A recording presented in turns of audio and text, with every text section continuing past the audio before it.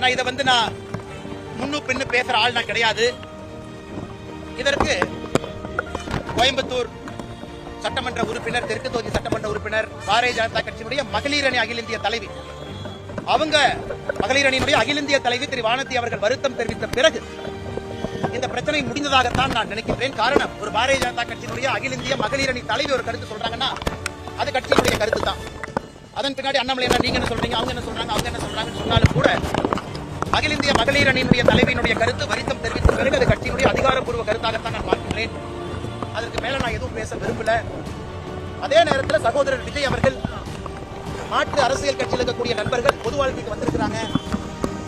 எல்லோருக்குமே ஒரு திக் ஸ்கின் தேவைப்படுகிறது. இன்னைக்கு கூட என் மனைவியை பற்றி கிராஸ் எக்ஸாமினேஷன் பேசுறப்பே சொன்னாங்க. அதெல்லாம் தாண்டி தான் சில இடத்துல நம்ம செல்ல வேண்டியது இருக்கு. சரியா தப்பா எனக்கு தெரிஞ்சீங்கன்னா that is a problem with politics. அரசியலுடைய அடிப்படை பிரச்சனையே நம்முடைய குடும்ப உறுப்பினர்களை பிரசதியில் கொண்டு வந்து நிறுத்தி விடுகின்றோம். இது அடிப்படை பிரச்சனை.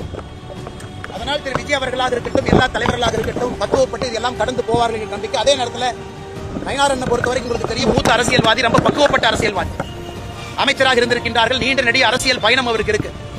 அதனால் பத்திரிகை நண்பர்களுக்கு என்னுடைய அன்பான வேண்டுகோள், அகில இந்திய மகளிர் அணி தலைவி கட்சியின் சார்பாக வருத்தம் தெரிவித்ததோடு இந்த பிரச்சனை முடிந்ததாக நான் நினைக்கின்றேன்.